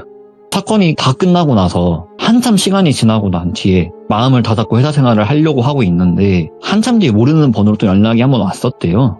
그래서 딱 받아봤는데 자기가 누구라고는 밝히지 않았지만 딱 알겠더래요. 목소리 들으니까 바로 알겠더래요. 기다리고 있으라고. 시간 충분히 끝나고 나면은 반드시 너네 찾아갈 거라고. 내가 너네 부모님 집 주소랑 내가 다 어디까지 깔았는지 너네 모르지 않냐고. 내가 반드시 찾아갈 거라고. 그래서 마음을 원래는 다 잡고 회사를 좀 다녀보려고 했는데 못 다니겠더래요. 이게 퇴근하려고 해도 갑자기 뒤에서 이렇게 차로 받아버리진 않을지. 퇴근하고 집에 들어가면 그 아랫집 노부부가 또 그 손주잖아요. 그러니까 그 노부부가 보복한다고 찾아오진 않을지. 또 길거리를 돌아다니려고 하면은 갑자기 뒤에서 이렇게 덮치진 않을지 온갖 상상이 많이 들어가지고는 뭘 할 수가 없더래요. 그래서 그냥 집도 다 빼버리고 회사도 그만두고 엄마 집도 다 얘기해가지고는 엄마 집도 팔고 다 같이 이사도 가고 휴대폰 번호 바꾸고 그랬다고 하더라고요. 근데 저도 이제 이 얘기를 듣고 나서 오래됐던 친구다 보니까는 이 친구가 회사를 그만뒀을 때 사실 저도 되게 뭐라고 많이 했었거든요. 잘 다니던 회사 그만두고 맨날 PC방에 있고 맨날 술 먹고 또 술 먹으면은 맨날 우리 집 와가지고 자고 싶다 그러고 예. 도대체 왜 그러고 사냐고 되게 뭐라고 했었는데 이걸 듣고 나니까 알겠는 거예요. 그래가지고 그때 회사 그만둔 거냐 물어보니까는 아 그렇다고.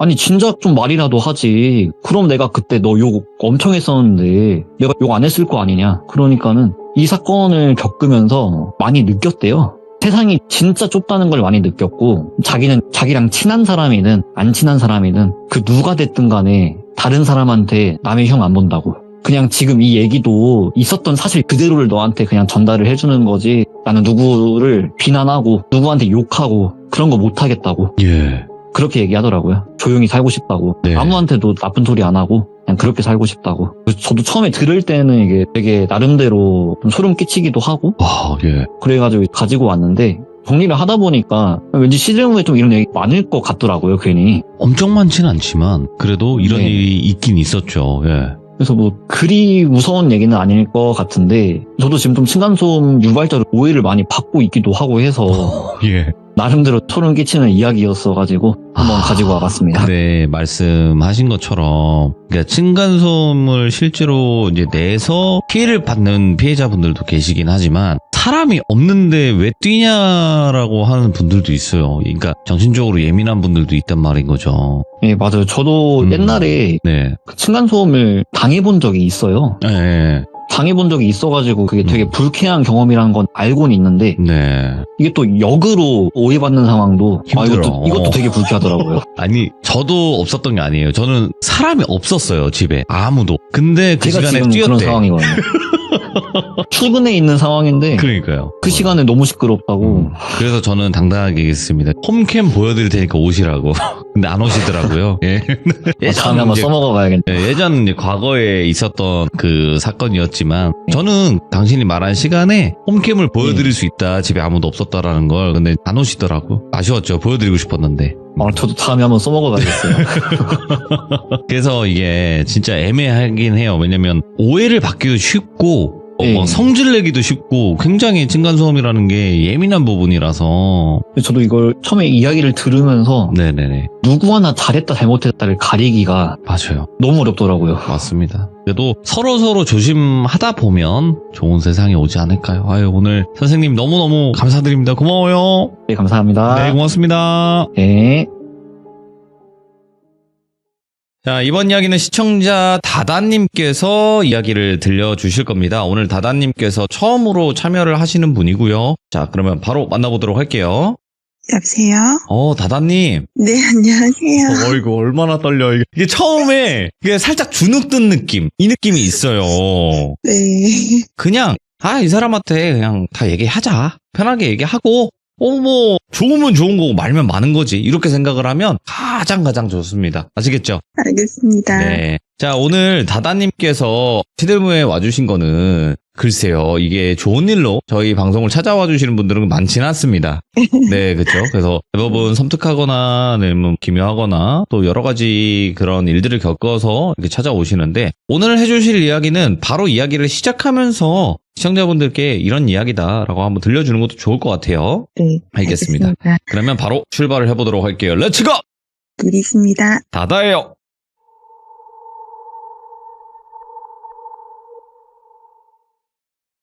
제가 10대 때 있었던 일이었고, 저희가 항상 추석이든 설이든 며칠 전에 시골 할머니 댁에 가서 제사를 지내고 옵니다.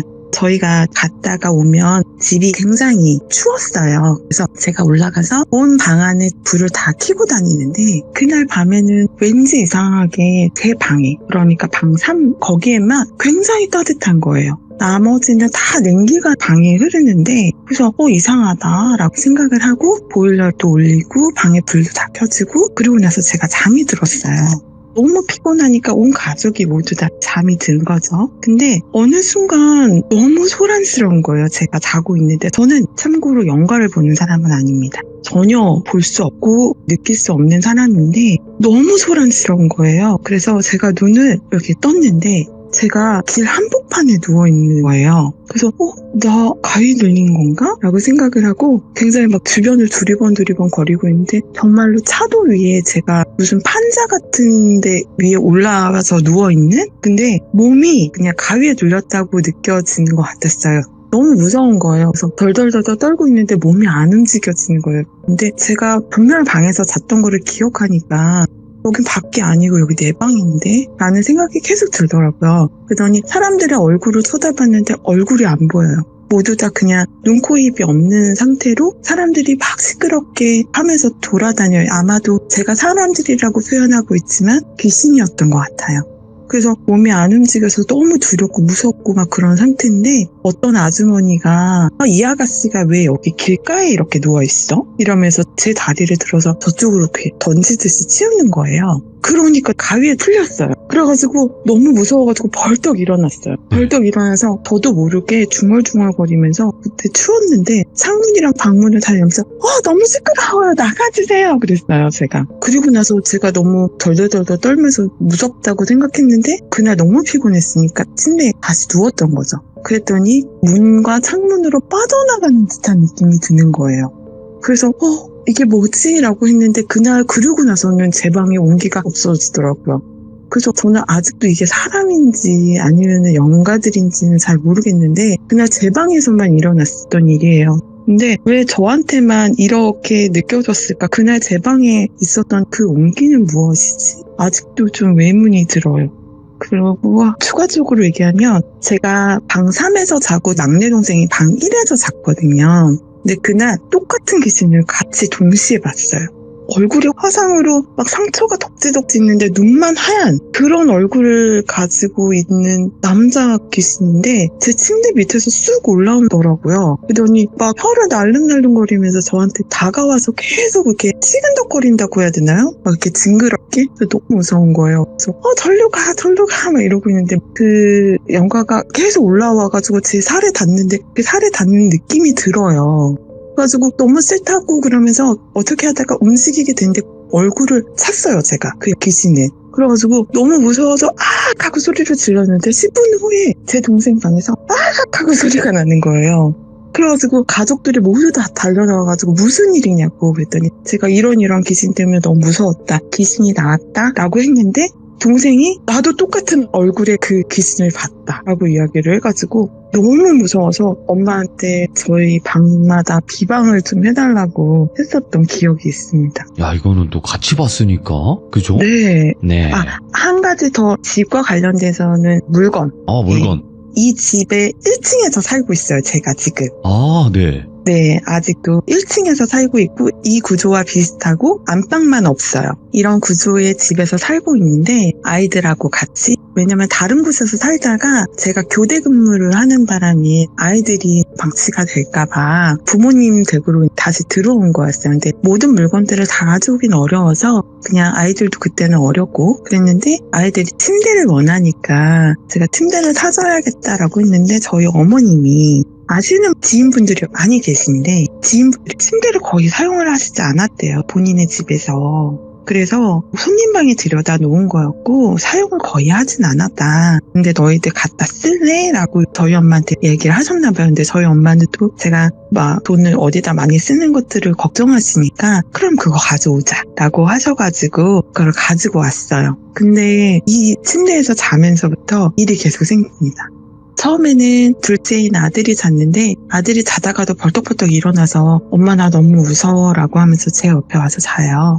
그래서 뭐가 무섭다는 거야 라고 얘기를 했는데 저희 딸이 자고 나서는 정말로 큰일이 몇 번 날 뻔했어요. 새벽인데 아이가 밖으로 막 울면서 뛰쳐나가요. 왜? 했더니 친구가 왔는데 자기한테 도와달라고 얘기를 했다면서 뛰쳐나가는 건데 저희가 골목이지만 차가 다닐 수 있는 왕복으로 2차선 정도의 골목이거든요. 근데 거기에 저희가 차가 오는지 안 오는지가 보이지가 않기 때문에 그냥 뛰쳐나갔다가는 차에 치이기 일쑤거든요. 그럼요. 네, 근데 아이가 초등학교 때 뛰쳐나가 버리니까 차에 몇 번 7번 한 적이 있었어요. 그래가지고 너무 위험하다. 이건 안 되겠다. 그래서 너는 이 방에서 하지 마라. 근데 너희들 왜 이러지? 그랬더니 누가 자꾸 자기를 부른대요. 그래서 저 침대가 뭐 다른 사람이 사용한 것도 아니고 거의 사용하지 않았고 손님 방에 있던 것만 가지고 온 상황인데 어떻게 이러지? 라고 생각을 했어요. 그래서 네. 저도 한번 잔 적이 있었거든요. 저도 교대 근무를 하고 밤을 새서 들어오기도 하고 새벽에 나가던 터라 자고 있는데 계속 누가 벨을 눌러요. 그래서 누구세요? 라고 했는데 제가 인터폰을 들지도 않고 방에서 누워서 누구세요? 라고 이야기를 했었거든요. 근데 그 밖에서 택배 왔어요. 빨리 받으셔야 돼요. 라고 하시는 거예요. 지금은 새벽 배송도 있지만 그때는 새벽 배송 자체가 아예 없었던 네. 상황이었어요. 그래서 그냥 문 앞에 두고 가세요라고 했는데 직접 받으셔야 돼요라고 하시는 거예요. 그래서 알겠어요. 그러면서 제가 일어나서 나갔어요. 나가는데 갑자기 새벽 냄새라 그러죠. 아침 냄새가 나는 거예요. 예? 그래가지고 지금 아침인데 택배가 올 리가 없는데? 라고 해서 문을 열어봤어요. 아무도 없는 거예요. 헐. 그래서 이거 내가 잘못 들은 건가? 누가 자꾸 벨을 눌렀는데? 그러고 나서 생각해보니까 제가 인터폰을 들고 말을 하지 않았던 거예요. 그러니까 저는 누군가가 얘기를 했지만 그 누군가가 자꾸 밖으로 부르는 거죠. 그래가지고 그런가 보다 했었는데 또 다른 날도 몇 번을 잤는데도 불구하고 계속 그렇게 새벽에 깨우던지 한밤에 저를 밖으로 부르던지 그러니까 저도 모르게 아이처럼 차에 치일 수도 있는 상황인 거고 그래가지고 저희 대문을 향해서 차가 양쪽에 오는 것들을 볼 수 있는 반사경 같이 생긴 그런 거울 같은 거 있잖아요. 그런 것도 저희 집 앞에 달아나고 저희가 그러고 나서는 이 침대가 나만 느꼈던 게 아니고 우리 아이들도 다 느꼈고 만약에 뭐 수거를 요청하면 되겠지만 이건 누군가가 쓸 수도 있겠다라는 생각이 들더라고요. 그래가지고 제가 다 부셨어요. 다 부셔서 그거를 다 밖에다가 내놨어요. 왜냐면은 그거를 누군가가 또 썼다가는 저와 같은 일들이 일어날 수도 있고 그 다음에 위험할 수도 있는 상황이었기 때문에 도저히 안 되겠더라고요. 그래서 다 부셔가지고 밖에다가 내놨던 그러한 일들이 있었답니다. 화끈하시네. 웬만해서는 좀 그냥 바깥에 옮겨주세요, 벌어주세요 할 텐데. 너무 두려웠던 것 같아요. 그렇죠. 예. 네, 저 혼자서 다 한 건 아니고요. 그렇겠죠. 에이, 설마 막 맨손으로 부셨겠습니까? 근데 네. 혹시 이거 실례가 네. 안 된다면 이 네. 집이 어디에 위치해 있는지는 자세하게 말씀 못 하시겠지만 네. 그래도 큰 지역, 뭐 서울이면 서울, 경기도면 경기도 이런 것까지는 말씀이 가능하실 거 아니에요? 네, 저는 서울이고요. 서울이구나. 예. 네, 서울의 끝자락에 있습니다. 거기까지 괜찮아요? 네, 괜찮습니다. 오케이. 일단은 집에 관련된 이야기들을 이렇게 또 쭉 풀어주셨고, 또 다른 주제의 이야기가 있는 것 같아요. 보니까 옴니버스 형식으로 말씀해 주시면 될 것 같아요. 편하게. 네. 저희 아버님과 어머님은 저희한테 굉장히 좀 희생적이시거든요. 그래서 주말마다 저희를 꼭 데리고 놀러를 항상 가세요. 그래서 제가 한 9살, 10살 이쯤이었던 것 같아요. 여름이었고 물놀이를 가게 되었어요. 한탄강에 이제 저희가 예전엔 텐트를 칠 수가 있어서 텐트를 치고 그랬는데 그때 일기예보가 비가 온다는 소식을 잘 못 들었던 것 같아요. 예. 근데 어찌됐든 저희는 뭐 수박도 담궈놓고 텐트도 쳐놓고 거기서 뭐 음식을 만들어 먹고 막 그러고 있었는데 한탄강에 보면 지금은 조금 구조가 바뀌긴 했는데요. 예전에는 물이 그렇게 깊진 않았지만 어쨌든 중간에 약간 섬처럼 되어 있어서 그 중간에서 또 노실 수 있는 그런 공간들도 있었어요. 기억나는 것 같아요, 저도. 네, 그래가지고 거기에서 뭐 음악 크게 틀어놓고 막 춤도 추시고 노시고 했던 기억이 나요. 그랬는데 저희가 물에서 엄청 신나게 놀고 다 골아 떨어진 거죠. 근데 갑자기 밤에 부모님이 저희를 막 엄청 깨우시는 거예요. 그래서 봤더니 저희 텐트 쳐 있는데 물이 다 들어와 있는 상황인 거예요. 그래서 왜 이러지? 근데 밖에 비가 억수같이 쏟아지고 있었어요. 그래가지고 물 담가놓은 거 저희 쪽 다 밀려오고 다 떠내려가고 막 이런 상황이었거든요. 그래가지고 저희를 그냥 자고 있는 채로 다 차에다가 싣고 텐트맨 오면 다 뼈대만 접어서 그냥 젖은 채로 다 트렁크에다 싣고 있는데 물이 너무 많이 불어난 거잖아요. 굉장히 급격하게 빨리 불어난 상황이었는데 거기 중간에 섬에서 오시는 분들이 비도 오고 술도 드시고 그러니까 너무 신나신 거예요. 그래서 저희 부모님 물이 불어나고 있으니까 그분들을 막 불렀어요. 나오시라고. 근데 그분들이 저희 동네 사람들이세요. 옆 동네에 사시는 분들이었는데 모임차 거기 오셨는데 거기서 만나신 거죠. 저희 부모님은. 저희는 가족들이 왔고 거기는 모임으로 오신 거기 때문에 거기서 빨리 나오시라고 여기 비가 너무 많이 오고 물이 불고 있다고 저희 아빠가 엄청 소리를 지르셨던 것 같아요. 제 기억에. 근데도 못 들으시는 거예요. 음악 소리가 너무 커서. 어찌됐든 저희는 물건들이 막 떠내려가고 있으니까. 그래서 저희는 출발을 했어요. 출발한 지 얼마 안 됐는데 비가 너무 억수같이 쏟아져서 와이퍼를 아무리 움직여도 앞이 잘 안 보일 정도로 비가 많이 온 상황이었거든요. 근데 제가 화장실을 가고 싶다고 떼를 쓰기 시작한 거예요. 그래가지고 그때 당시에 저희 아빠가 스텔라였어요. 자동차가요. 근데 어찌됐든 저희가 화장실 가고 싶다 그래가지고 중간에 내려서 화장실에 저를 보내고 그리고 다시 차에 탑승했는데 시동이 걸리지 않는 거예요.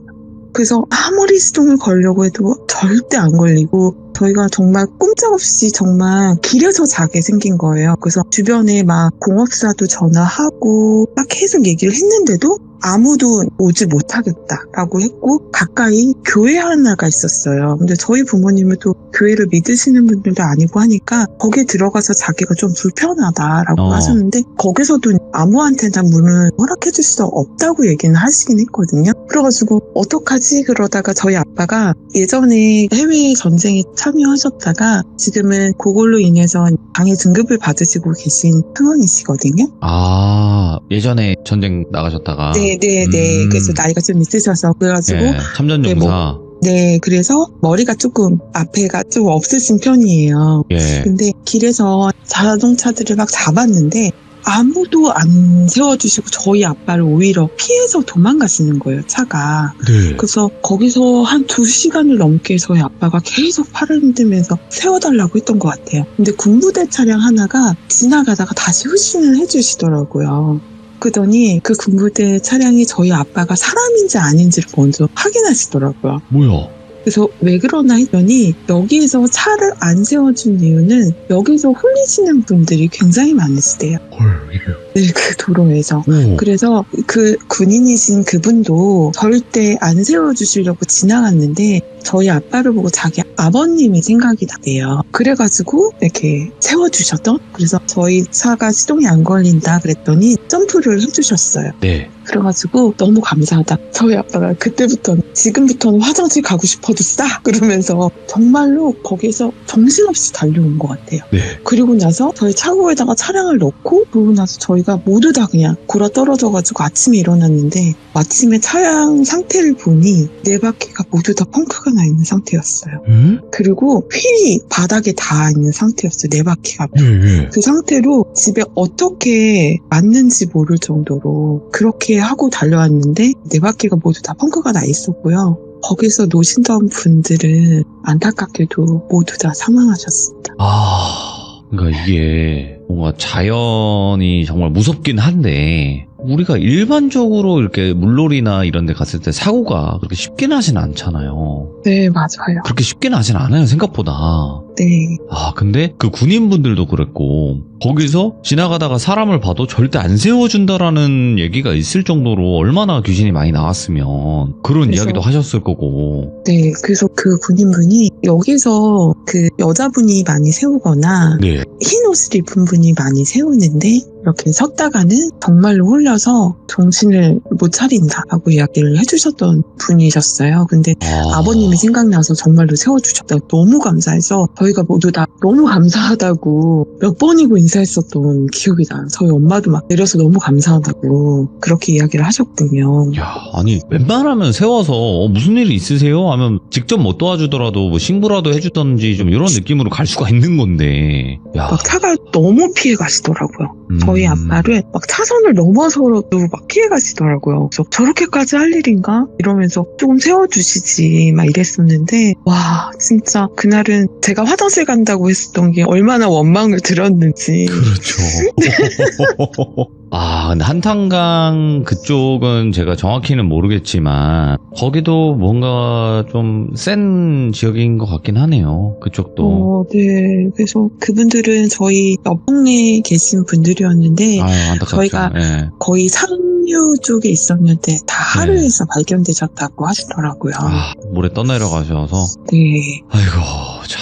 우리 시들모에서도 이제 물놀이 사고라든지 이런 걸로 또 여러 가지 일들이 많았었고, 그리고 다다님이 오늘 집에 관련된 이야기 하나, 그리고 한탄강으로 놀러 갔을 때 겪었던 또 이야기 이렇게 하나 해서 두 가지 이야기를 들려주셨는데 너무나 잘 해주셨다라고 말씀을 드리겠습니다. 네, 감사합니다. 네, 너무너무 고마워요. 감사합니다, 다다님. 네, 들어가세요. 네.